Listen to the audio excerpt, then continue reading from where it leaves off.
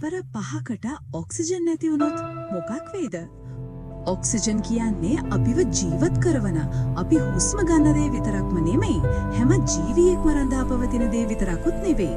Oxygen තමයි අපේ මුළු ලෝකයම, අපි දකින හැම දෙයක්ම එකට රඳාවාගෙන ඉන්නේ. තත්පර 5කට ඔක්සිජන් නැති වුණොත් ඇසිල්ලකින් මුළු අහසම තද කළුවරකින් වැහිලා යාවි. අපි හැමදාම අහසේ දකිනව නේද? අපි හරි ආස ලානිල් පැහැයක්. ඒකට හේතුව ඔක්සිජන් මගින් සූර්යාලෝකය විසරණය කිරීමයි. ඒ විතරක් නෙවෙයි, අපි ජීවත් වෙන එදිනෙදා වැඩ කරන මේ කොන්ක්‍රීට් ගොඩනැගිලි කඩා වැටෙන්න පටන් ගනීවි.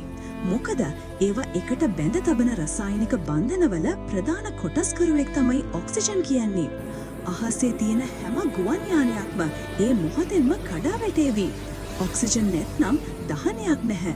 දහනයක් නැත්නම් පියාසැරියක් නැහැ. ඒ දිගු තත්පර 5 තුල ඔබට හුස්ම ඉර වෙන්න නම් නැහැ. නමුත් ඔබේ සම පිලිසෙන්නට පටන් ගනීවි.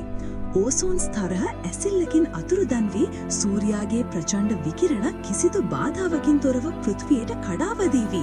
මුළු සාගරයම, හැම විලක්ම සහ ගංගාවක්ම රත්තුණු වතුර වගේ නටන්නට පටන් ගනීවි.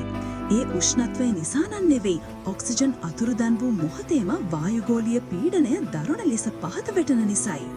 ලෝහ ව්‍යුහයන් ගිනි පුපුරු නංගවමින් එකිනෙකට පෑස්සී උණු වෙමින් දියවී යාමට පටන් ගනීවි.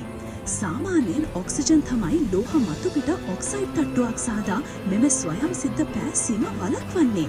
ඉන්පසුව ඒ මහා අවුල් සහගත තත්පර 5ක අවසානයේ ඔක්සිජන් නැවත පැමිණෙන විට මුළු ලෝකයම මීයට පිම්බාක් මෙන් නිහඬ වෙලා තියේවි.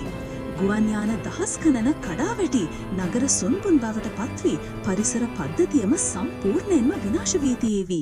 මේ සියල්ලම තත්පර 5ක් වැනි කෙටි කාලයකින්. ඔක්සිජන් යනු ජීවය පමණක් නොවේ, එය සියල්ල එකට බැඳ තබන සියුම් නූලයි. ලෝකය පැවැත්මේ අත්‍යවශ්‍යම සාධකයයි.